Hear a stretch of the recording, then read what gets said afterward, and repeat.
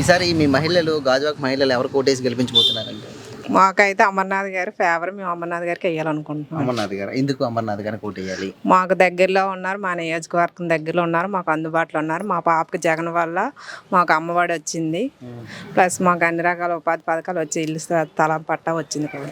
అవునా? జగన్ గారి హయాంలో వచ్చింది. ఓకే. అంటే జగన్ గారు అంటే అన్ని ఇచ్చారు. అమర్ గారు ఏం చేశారు? మీకు ఎందుకు అమర్ గారికి? అమర్ గారు అంటే మాకు కార్పొరేట్ మేడం గారు అమర్ తాలూకా జగన్ గారి పార్టీ తరఫున ఆవిడ మాకు ఎంపీగా కూడా తెలుసు. అతను ఫస్ట్ మా నియోజకవర్గం అతను ఫస్ట్ లాస్ట్ టైము దినగది కూడా చేశారు కార్పొరేటర్. ఇదే నియోజకవర్గానికి చేశారు.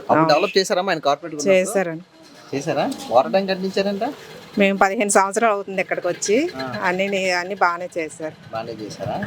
గెలుస్తారమ్మా ఈసారి ఆయన? గెలుస్తారండి. గెలుస్తారా? మహిళలుగా ఓటేస్తారా మీరు? వేస్తాం. అంటే మహిళలు అంటే కొంచెం టీడీపీకి బాగా ఎవరి ఇష్టం అది. మహిళలు అంటే వీళ్ళు అనేం ప్రత్యేకత ఏం లేదండి.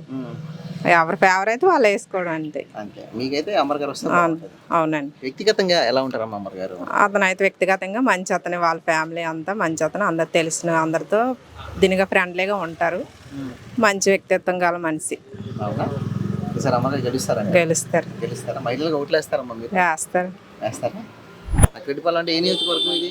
ఇది 68 వార్డు. అంటే గాజువాక అండి. ఈసారి ఎవరు పోటీ చేస్తున్నారు తెలుసా? తెలుసండి, అమ్మగారు చేస్తున్నారు. టీడీపీ నుంచి పలా శ్రీనివాస్.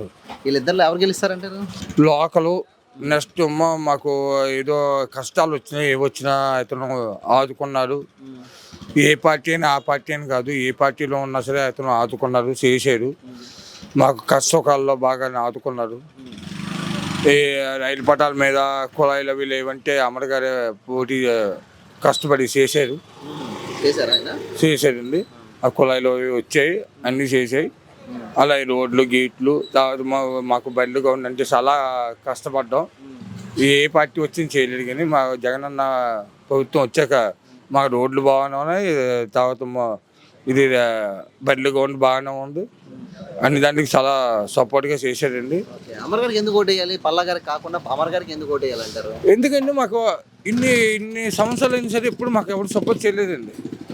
రోడ్లు కానీ బండ్లు కానీ ఇప్పుడు బండ్లు గౌండు ఇది వాటర్తో నిండిపోయి ఉంది.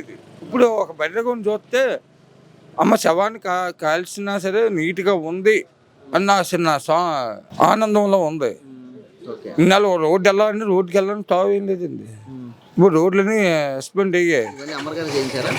అమర్ గారు అండి, అంటే మా సీఎం జగన్ గారు చేయించారండి. అమర్